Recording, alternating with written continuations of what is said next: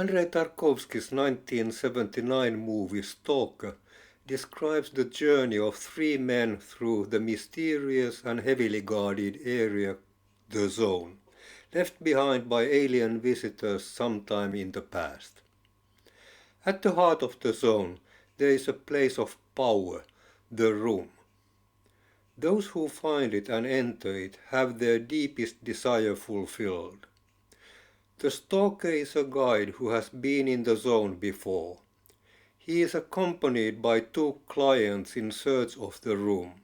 The writer, an artist who has lost his inspiration, and the professor, a scientist who, it transpires, wants to destroy the room.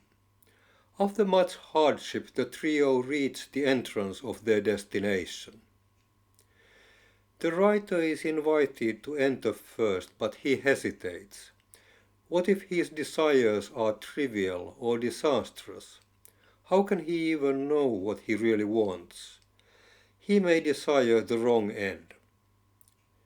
The professor joins in, questioning even those with good motives. A reformer finds the room, wants to create an ideal society, and ends up producing a totalitarian nightmare. Good intentions, road to hell.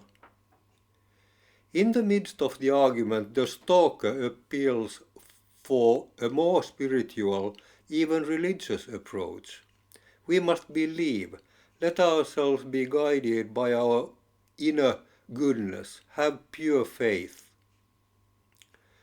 Tarkovsky's quest seems to end here. The machine that grants desires turns out to be a mirror of our souls, and the image is frightening. The men sit on the floor, heads hanging, disillusioned. Or does the quest end here? Tarkovsky doesn't say it out loud, but there is a way to follow the path pointed out by the stalker. Have faith, not in human nature, but in logic. Make it a thought experiment. The writer's soul-searching is, of course, justified. Our desires may be hidden even from ourselves. But let's make it an assumption that they are not. Let's assume that genuine happiness for all is our desire. The professor's concern about the reformers is also valid. In our haste to do good, we may ignore important principles. But again, let's make it an assumption that we don't. Happiness for all by voluntary choices. And there we have it, the big white button. It is the room with all its uncertainties and impurities eliminated. This is what you desire, this is the execution you allow, and the question is, would you press the button?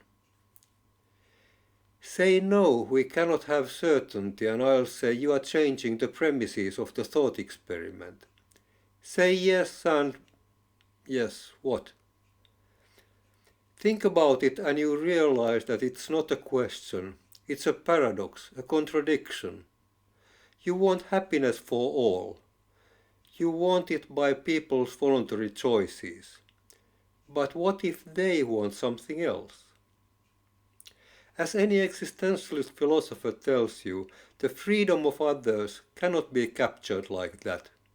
If you are God, you can make them free or happy, but not both.